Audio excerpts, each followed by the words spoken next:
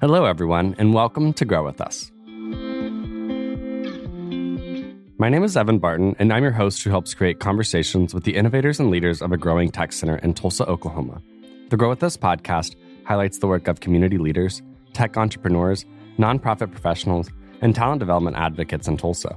Grow With Us is a podcast of In Tulsa, and Tulsa's mission is to connect talented individuals and companies to stimulate economic growth in Tulsa and to create more prosperous communities across the region.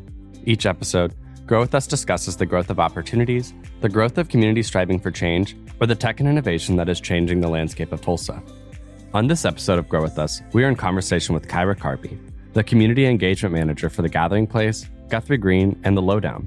We discuss the importance and definitions of green spaces, the role of the Gathering Place in Tulsa, and her community engagement strategies that create opportunities for kids and folks of all backgrounds in a large urban park. Kyra, I'm really excited to have you on this episode of Grow With Us. Thank you for being here. Thank you for inviting me to be here. This is great. This is going to be great. We're waking up on a Monday right after a holiday. I think we're both feeling a little refreshed. Is that how you would describe yourself this morning? I'm definitely feeling re-energized after this last weekend. Yeah, it was good. I felt like there was some come together moments. I don't know. I've had a good weekend. I had a great weekend. Had a family reunion. The weather was beautiful. You can't ask for much. Springtime in Oklahoma. It's getting to us, and I'm excited for it. But Kyra, go ahead and introduce yourself to our Grow With Us audience. Tell us about yourself in whatever way you feel comfortable. I'm Kyra Carby. I am a Tulsa native, specifically North Tulsa. I have been a longtime resident from Tulsa. Every time I leave, I boomerang right back. So I decided to just stay, lay down my own roots, and just kind of re-embrace the city as an adult. Most of the schools I went to coming up in Tulsa are no longer schools or the same schools. So I went to Roosevelt, which is now TSAS. I went to Barnard, which was in Midtown, which is now a housing development. Then I went to Carver Middle School and the Booker T. Washington High School. Yes, we are Hornets together. Hornets. Go Hornets. Also, Barnard, random story. I was on the bus to Booker T one time when I saw Barnard burn down, and it was really crazy. That is intense. Did you hear like that was kind of what had happened to the school? Well, I think at the time I might have moved back to Tulsa, and I remember it was funny because everyone that went to Barnard was really attached to Barnard. Yeah. And I started getting text messages like, I heard the school's on fire. People like, my mom just called me, the school's on fire. And it was like this immediate like community response all across the nation because I had friends in New York and California like, what's happening? The school is on fire. It's burning down. We're not. I mean, of course, I don't think anything bad happened, and if I did, I would not remember it that way. No, I don't think anyone was injured. The school burned down, unfortunately, and then they ended up, I think, bulldozing it, and then later it became a housing addition. And a great part of town, I think. It is, and I think the bear that used to be out front is at the Historical Society or somewhere. Cool. So. They kept some of it alive, which is cool. It is. I love that you kind of have this long history with Tulsa, just because a lot of reasons. There's this kind of you grew up here, you have that sense of place here, and then you also have family that's kind of in and around here, and kind of revisiting a place at different points in your life, I feel like can show you different things, and I feel like you've kind of had that opportunity to go to check in on Tulsa. For sure. and kind of have that community check back in on you too. I mean, it sounds like you were in an interconnected community once when you were gone that almost was calling you back, or we were checking in on you, basically, which is good. That's for sure it. And I think also growing up in North Tulsa, going to school in Midtown, in high school, I worked in Utica Square, which isn't the same Utica Square that you see now. Yeah. And coming from like a super diverse background, I'm a first generation Tulsa. So I feel deeply about Tulsa the same way people do who go back generations. Yeah. My mother's from a small town outside of Tulsa. Well, near Okmulgee, Beggs. My father's from Jamaica. But Tulsa it calls to me. The people, the land, the story. It's home. Yeah. This is where it started. This is my origin story. Yeah, and I love that. And I think I share that same background, actually. Also, first, and like, this is a place that I would call home more than anywhere else in the world. And that feels good to me because I get to see it grow. I get to see it change. And I get to see it kind of struggle. I mean, and I have seen it struggle. Like I was listening to this podcast this morning that was recorded in June of 2020, and it's two drag queens talking about kind of what's going on in America at that time, and it immediately took me back to kind of what was going on here in Tulsa. I mean, I was here during Black Lives Matter and all of those things, and it was kind of weird to like reflect after like it's not been 3 full years, but close to, and kind of that wasn't the first time that I was really critical of my city or where I was or where I was spending time. But I was paying attention to what the response was, and that was right before when we had the unwanted visitor. I'm gonna say unwanted visitor. Yes. That seems so long ago. And thinking back, like when you started describing what was going on, I'm just like, I remember. Like Juneteenth was happening, which is huge in Tulsa. We were about 3-4 months into the pandemic, and like people wanted to be outside, but we were still kind of hesitant. Yeah. And there was all these different things brewing. We're a year out from the centennial. Everyone's talking about these new normals, but we're still living in this scary time. Yeah. And you have tense race relations, the reclaiming of indigenous lands. People, there's a lot of what feels performative with land acknowledgements. Yeah. Reconciling history. It was so much. And to look at where we are now, there's been so much growth. Yeah. But there are moments that kind of take us back there to see like how far have we come. Yes. Because you do need those check-ins. Yeah. And I think, I mean, I say this from my perspective, and I know that other people would say something different, but I feel like I've seen a lot of positive growth. I mean, I felt like we had a really meaningful and appropriate, doesn't feel like the right word, but a meaningful acknowledgement of the reconciliation that needed to happen. For sure. Of course, there's more. Of course, of course, we all need more, and I think that we deserve more, and those communities deserve more. But just, I don't know. Going back to that, I felt like it was really interesting to kind of see what Tulsa was like in that time. And so, well, I think the fact that Tulsa, and not just like a city level, but the people were taking those first steps, and that's meaningful. Yeah. As opposed to like, let's do this moment and move on. It's become a part of everyday conversation, and you see things happening that help almost restore those relationships and build a brighter future for everyone. Yeah, which is really, really important. And I think I love that. I love that we kind of started this conversation off on this note, because I think it's really important to a lot of the work or a lot of the conversation we're going to have later on. But, you've mentioned Tulsa being really this main player in your life. How has it changed, maybe specifically over time for you? What have you noticed in its development? Oh, I have a love-hate relationship with Tulsa. Being from Tulsa when there was nothing here to now there's so much. It's almost a struggle to keep up now. Yeah. But watching the development of the city infrastructure, the revitalization of downtown and the historic Greenwood, it's almost overwhelming to think, even just in the last 10 years, how much things have changed. And there's so much more room for growth. Like we have the focus on education. Being a former educator, I can see like our system is suffering, and there's so many amazing people doing the work both in TPS, like the Tulsa Public Schools District, but also charter schools and community centers. And even like the extent of like the development of green spaces.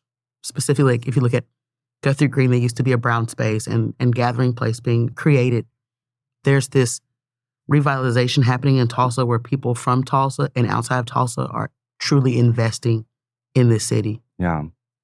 Yeah. And I think I love that, like getting us into that conversation, because my partner has been here this past weekend, and we've been talking a lot about like third spaces, and I don't know why it's just been like this little buzzword we've had, but it is something that's like important to us, really to communities to have. But what we kind of toyed around with this like definition. What is the definition of third space? Well, it's a place where there's not a dollar amount associated with your presence. You can go and be there, and no one's going to question why you're there or why you haven't spent any money on nothing. And if you haven't, get out, type of thing. Yeah. And so green spaces being particularly characterized by like being outdoors and having foliage, having flowers and trees, kind of just those natural things. I think it's really important to return to a community with those spaces. Very true. Very true. Green spaces are powerful. I always tell people green spaces have historically been political spaces. It's a low barrier entry where anyone is welcome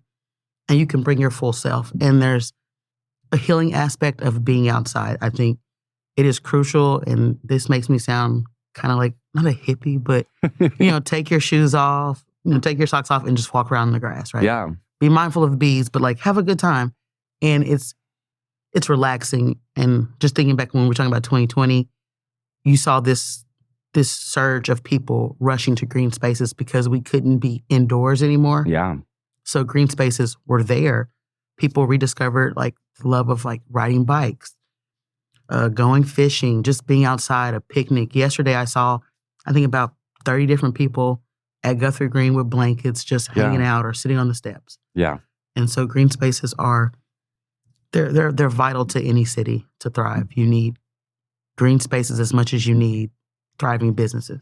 Yeah. And I just recently visited Los Angeles, and that's a city that is like super, I would say, condensed, but also spread out. It's super populated. The population density is like super high. And when we went to a park over in Silver Lake, and when I tell you everyone was at the park at Silver Lake, everyone wanted their green space. And so, when I go to green spaces here in Tulsa, I'm like, okay, there's a lot of people here, but it ain't all of LA County. And like you said, their green spaces are treasured because there is so much city infrastructure. Like, there has been a push in the last few years to reclaim those spaces because access to green spaces also correlates to like people's longevity and like you need it for a healthy life. Yeah. I was just in LA last fall for a green space convention, and that's what they were talking about of how can we recapture people into green spaces? So you look at like people who are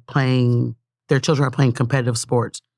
Once you get to, middle school, high school, AAU ball, those opportunities dwindle. So they've created programs within park systems to where kids can have that access to competitive league that isn't maybe at that same caliber as people who are headed to college. Yeah. There's an initiative in LA County where they were opening up certain schools because they have playground equipment and like green space so people can access that who sometimes there's a highway dividing you from a park. So where can you gather collectively within your own community? So it's exciting to see all over. And I actually recently ran into you at the launching of the Tulsa Dream Center's West Campus. Yes. And when I was there, I learned kind of about, they have a league called the Tulsa Dream League that does that same program for kids. I think it's like elementary, but really that prime age group where you want to go play soccer. You want a community of people to like kick the ball around with. I will say that when I was an educator, our school, Gilcrease and John Hope, we were champs. In the soccer league. We were the team to beat. Representing. Always. I love it. Well, let's kind of get into the meat of this conversation. We've already touched on it just a little bit. I'd love to kind of hear you tell me about your work at the Gathering Place, and you are the community engagement manager there. But first, go ahead and give us just a little bit about what the Gathering Place is, and then maybe you can jump into your role. I am the community engagement manager for Gathering Place, better known as a GGP. Well, maybe not better known, but it falls under an umbrella called GGP LLC, which is Gathering Place, Guthrie Green, and Lowdown. Gathering Place, as some people may know, may not know, it's a large riverfront park, 60 plus acres, that was the largest private public gift to a city by George Kaiser. Overview, he gave $200 million. Then there was $200 million in private donors, and then 65 was given by the city of Tulsa for infrastructure. And with that, September 2018, this massive park opened. About 10 years ago, there was a brown space in the historic Greenwood, not too far from where we are now, I think across the street. Yeah. A brown space that was converted to a green space to kind of act as a town square. A lot of concerts, music, different music. They've had Hip Hop 918 Day. They have workout classes, First Friday Art Crawl, which this is kind of the hub for all of that. Yeah. Guthrie Green kind of kicked off the regrowth of the downtown Greenwood area. From that, the Bob Dylan Center, Woody Guthrie, all the wonderful things. And then Lowdown is below a restaurant in the historic Greenwood, and it's a small music venue that holds about 100 people. And with that, my position as community engagement manager is really to make sure that we're in touch with the community and what the community wants, whether it's our community is a lot bigger. Most people are like, oh, the downtown area or North Tulsa, West. We're all of Tulsa and surrounding areas because of the size of Gathering Place. So we want to make sure that we're in tune with the community as well as the community understanding like our capacity of what we have to offer and what we can do. And then also, I get to do our sponsorship ask, right? So as people know, Guthrie Green, completely free to go visit for shows, Gathering Place, a world-class park for free. I'm always saying, what an odd business model, but it works. Yeah. But it's a great gift, but to do that, it requires, the community to support it. So it's free for everyone always, and there's never a gate put up keeping people out. So that's my job in a nutshell. That's amazing. No, and there's so many things to dive into here. I love it. I kind of want to first touch on the Guthrie Green because that is, I remember experiencing the Guthrie Green not existing and then existing and within like middle school and high school era of my life, I guess. And it was really interesting to kind of see, I guess, really quickly how opportunities became apparent. One thing that I remember going to do in high school, and it ended up being, I think, something I did maybe all 4 years, but I think it's the week of Halloween, they do a projection of the Rocky Horror Picture Show, which is a very, for anyone out there listening, for queer folks and really just for lots of people that love that movie. It's a cult classic. It's a very interactive for screening. If you screen that movie, there's rules. Like there's things that you can't just sit there and watch it. You have to be a participant. You're throwing rice, you're yelling explateles at the screen. And that's because there's been this whole culture around it. And kind of therapeutic, honestly. Exactly. And what's so funny is I actually, if you ever watch the Rocky Horror movie, I personally don't like it. I love everyone's excitement around it. Exactly. Which makes me enjoy it, but I understand completely. It is just a really out there movie.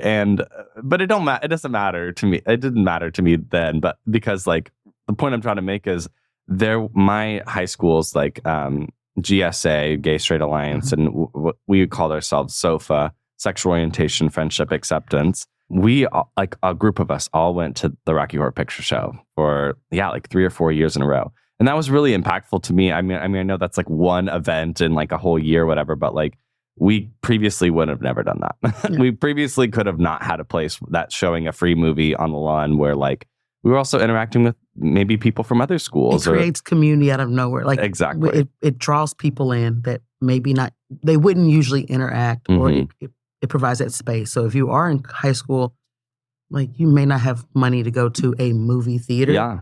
So like grab a blanket, grab a chair or not, and have a seat and enjoy. Exactly. And that was so cool to kind of learn later on, like the philosophy behind that. Like, people were thinking about why I would interact with the space before I ever interacted with the space. And I think that's really cool. That happened a lot with the Gathering Place too. And I think that, the Gathering Place, I think we've talked about this quite a bit on this podcast, more conversationally, but not necessarily from a historical perspective of like, what it was like. There's pre-Tulsa, there's pre-Gathering Place Tulsa and post-Gathering Place Tulsa a little bit for some people. I missed the whole opening and everything. Like whenever I came back from college, I was like, what is this? Where did this come from? Where did this come from? And I don't think I fully ever experienced it in its open and full glory until I moved back in 2020 and the pandemic, of course. So it was like the place people were flocking to in a lot of ways. It was like, oh my gosh, everyone wants to go to the Gathering Place. It's open, all of those things. And then I had the opportunity to work there when I was working at Atento Capital. And that was really cool because it's like, oh, people are not only bringing their kids here and showing them this thing. There's businesses operating out of here of essentially, especially businesses that don't. It became a co-op of working space. Yeah. It was bigger than just the playground. It was honestly people's office, where their meeting room. I was like, okay, that's great. And which is so cool. And like you said, free of charge. Completely free. I'm Completely like, free. we're not charging. Because now that I work there, I'm like, maybe we just charge. They're like, no, it's free. I'm like, okay, I get it. Okay, it's free. I got it. It's free. We'll work on the business model is working. It's working. Like, I'll trust the process. But sometimes you're like, we have boats. Oh, how much are the boats? They're free. Okay. Mm-hmm. There's this concert coming. It's free. Okay, well, kids are performing. How much is it? It's free. Mm-hmm. We're having a Halloween bash and we're giving out pumpkins and there's face painting and it's free. Okay. Love it. So we're just not charging. Got it. Okay. Fantastic. I'll take the hint. I got it. I got it. I was going to say too that the spring break programming that just happened this past month was awesome. So cool. It was. I had the opportunity to volunteer at the VR headset, and I was like, the whole time I was doing it, I was like, one, VR didn't exist when I was a kid, but if it did, this would be my first interaction with it. Probably. I mean, unless you went to like a store that sold it and let you demo it, you would never get to. Exactly. And it was so funny. Some of the kids were coming in and being like, my dad has this. And I was like, oh, that's cool. But then some kids were like, this is truly like the first time I've ever done this. And it's so cool. I don't think I have actually ever done VR, like even to this day. I don't think I have either, honestly. And it's just something that I always not make an excuse, but just it evades me. But at the gathering place, there was an option to do that for free. So completely free. Like, I'm like, what is the gimmick? I'm always asking, and I work there. I'm like, okay, but like we charge them on the way out, right? They're like, no, they're like, it's free. I'm like, okay, it's free. It's just something I'm internalizing. Like, there's truly no catch. Yeah, you don't have to sign your name to something. We're not going to sell your information, and you start getting robocalls. There's not a membership. It's just free, and it's providing an even playing ground for everyone. Like you said, a kid came in and said, well, my dad has this. And there's another kid was like, wow, I've only seen this, on TV, watching my favorite YouTube stars, something like that. Yeah. And it's an even playing ground. We had Cuckoo Kangaroo perform every day for like an hour, the entire spring break. There was a basketball clinic going on the sports court. I think they had, maybe it was like soccer. There was another programming going on. They had these giant inflatables that kids could interact with. They were digging fossils at Peggy's Pond. Yeah. I was just like, what is this? Like, so if I had kids, I could just drop them off and don't drop your kids off. But you could honestly have something new to do every day and stay all day and still not touch every aspect of spring break. Exactly. Yeah. It just kicks off the whole season. Yeah. Spring break. And our education and program team does a phenomenal job. Our AV guys, maintenance, our horticulture department. It is the people for me for the park. Yeah. The park is beautiful, but the people that pour so much of their time and energy into it make it an incredible experience for everyone. Yeah. And I love that. And when I first moved back to Tulsa, the sentiment that I heard from some folks that were new to here was like, whenever I go to the gathering place, I see all of Tulsa.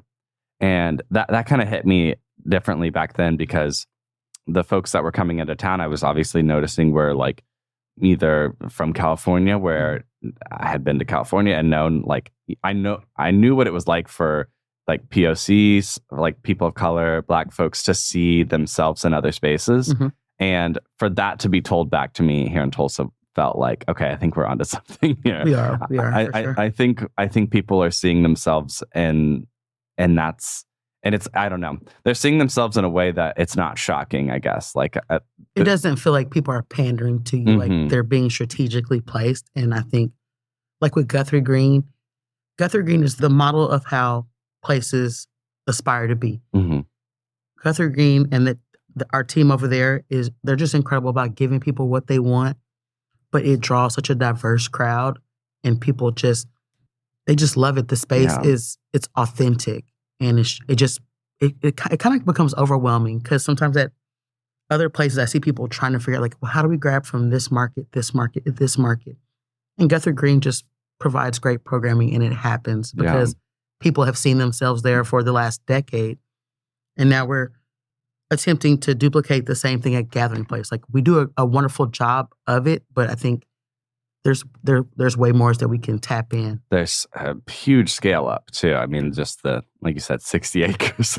60 plus acres. The land bridge, what's it called? The pedestrian bridge mm-hmm. is also, in the works now, which will open up green space on the other side to the park. The water sports that's going to be happening. The flume that's going to be put in. There's I don't want to mess up the name of the lake. I want to say Zinc, but I could be wrong. But the lake will be there.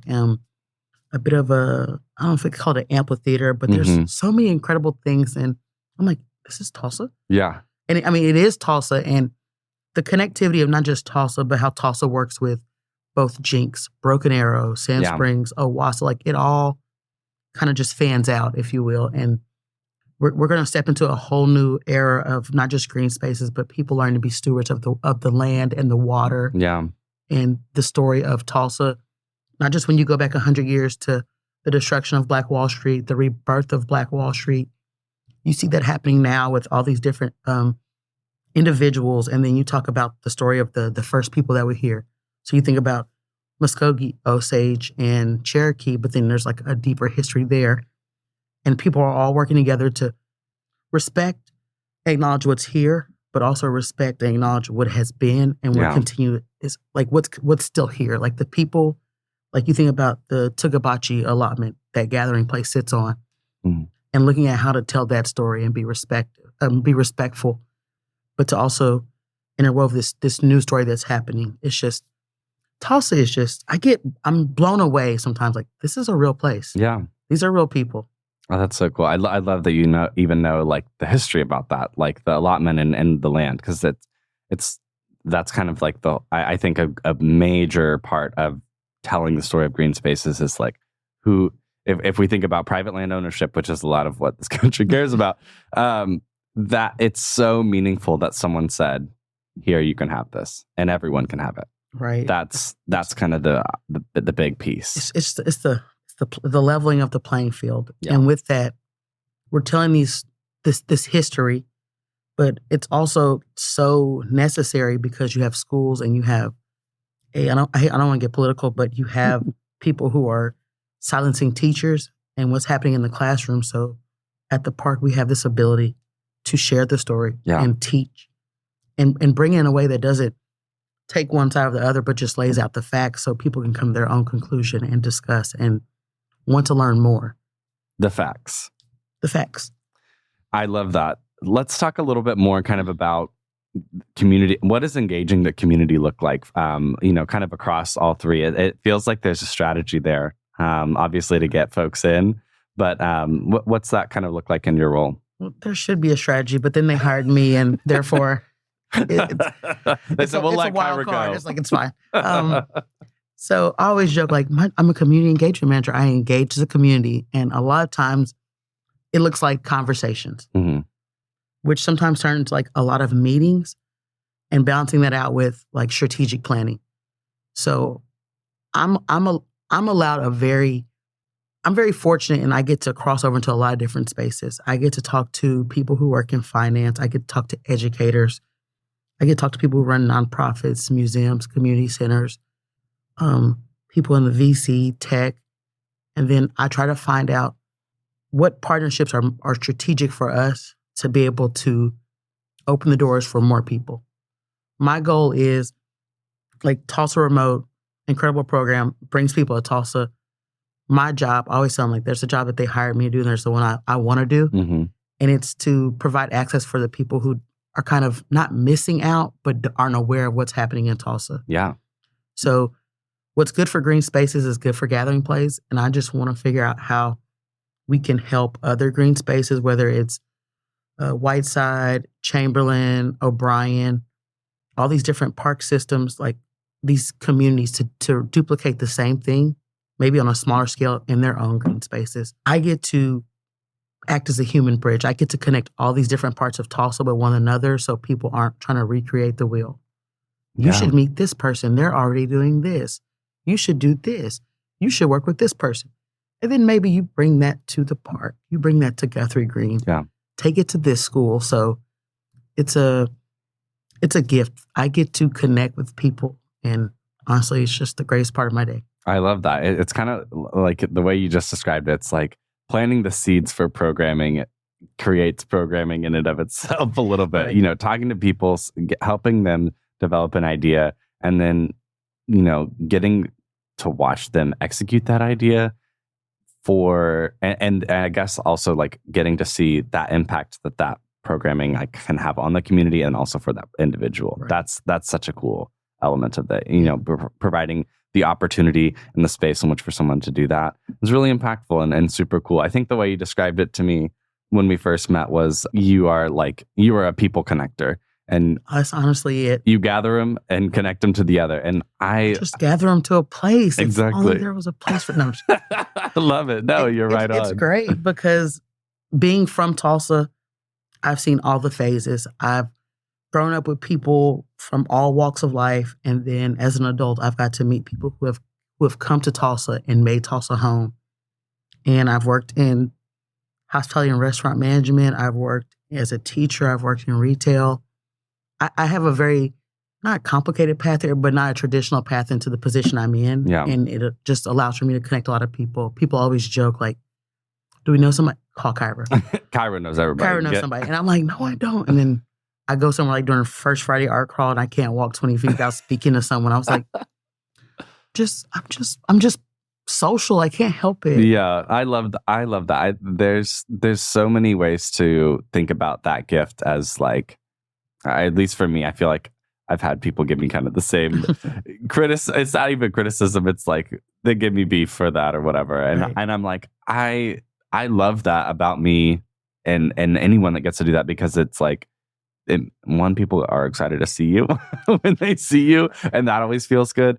But it's also like, yeah, you might be able to help that person get to the next step with anything. And I love that element of it. So, kind of going back to the park and something I feel like can kind of ground us in really the impact that Gathering Place and really a lot of the programming that you all are doing there is the presence of the Gathering Place as an urban park.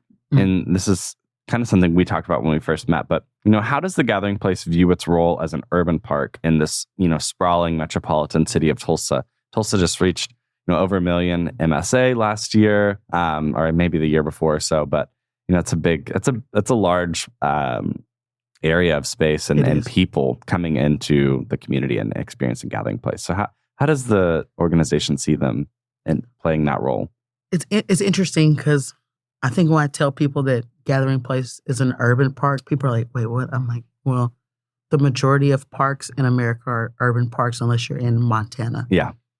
And with that, Gathering Place, from conception had this lofty goal of being a park for all. And with that, it has to be strategic because you can't just, be. Other parks can just, be like, oh, we're having an activity on Saturday, come out, and they send a flyer out or they put it on a window because people come to that park. They Mm-hmm. see it. There's a built-in group of people that go there. With Gathering Place, to be a park for all, we're very intentional about going out into communities, whether it's schools, talking to other partners, our donor base. We just recently established the Gather Tulsa Collaborative, which is made up of about 11 different individuals who care, who have a myriad of identities. They move in financial sectors.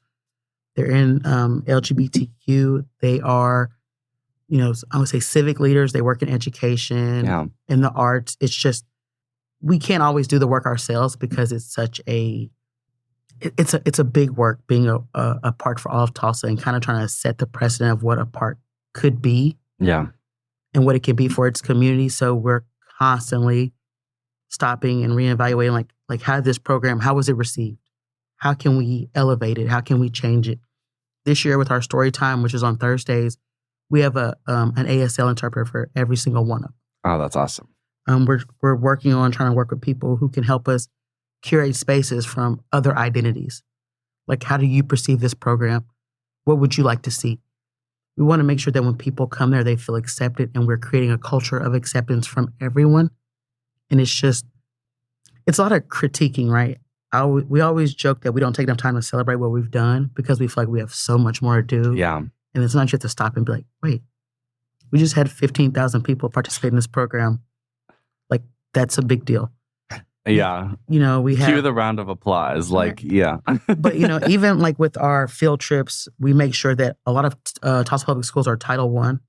And we noticed that a lot of people can't come to field trips because they have to pay for it themselves, and then we reimburse them. So one of the first things that we did when I got there was cut out the middleman, if you will, and make sure that we pay up front so that no one has to wait till April and May to try to go on a field trip. They can go at the start of the year, the middle of the year, and just use the space how they want to. Like our field trips aren't just like our employee guided. There's teacher-led field trips. We want people to come out and do photography classes, writing classes. If there was, a gym class, come out and have, use the sports court how you see fit. Yeah. We don't want to regulate how people experience green spaces. Yeah. You don't have to just walk around, look at butterflies. It can be so many other different things. Yeah, I think that totally is right on what I was getting at, or I think thinking of when I think about urban park is that it has to, kind of have mixed use. And I think the Gathering Place really nails that with like the sports park. There's a skate park. Every time I'm at the Gathering Place skate park, it is full of skaters. It is. And then I see volleyball going on. I see basketball going on. And then when I'm walking around the trails, I see kids playing on the playground. Like if you were to, get a little map that showed you where people are, you would see that there's probably someone at every park. There is. And I think in the beginning, it was so geared, like people were excited about this it's almost like an amusement park, right? Like 5 acres of playground. But we realized that there's a whole other community when you do go to like the pump tracks or you're on the basketball court. So I think it was the first year they had a basketball tournament. It's looking at how can we bring more people out to see themselves at the park? Like we have Dog Play Wednesday. People bring their dogs out. One day, I think it was last week, someone had the cornhole, like they had brought their cornhole out and having like a mini tournament and some ladies were playing gin. I was like, you honestly don't know what people are doing at any given time, but they are enjoying green spaces. Like they're outside where they might have otherwise been inside playing video games or watching television, getting out and connecting with each other and just enjoying conversation. In the lodge, it's a little different because you do see a lot of people on phones and computers because they're working. Yeah. I get it. But it's like, but after they get done, they can go take a quick walk. Exactly. They're already in the green space. The image that comes to my mind is I think a lot of people have seen this, like New York obviously has Central Park. And I've seen this image so many times in media, portrayed in media, is like the speed chess that goes on in Central Park. And I'm like, Tulsa's going to create its own with the Gathering Place, which is cool to think about. Like, I don't know if it's going to be portrayed in media or whatever, but like... Well, there is a guy that he's out there, I think when it warms up, so now by the lodge, and he plays like chess, like he challenges people to a game of chess. And he's hard to beat, I hear. But I bet. I'm getting better. I think I'm going this might be my year. Go take him down. My last question here, kind of rounding out our discussion, which I just want to already say, like, thank you so much for engaging with this topic with me. It's been really great. It is my job to engage the community, so here I am. I think this is an opportunity for you to be reflective a little bit as a Tulsan, but also in your role. From your perspective, how has the city received the presence of the Gathering Place? This question has 2 answers because I think I've been fortunate enough to be on both sides. I admittedly was not a fan of the idea of the Gathering Place in the beginning. When you talk about the investment of so many public dollars in an area, when you live and you've grown up in North Tulsa where like our streets are also in need of repair, there's this idea of like, why this green space and why not invest in what already exists?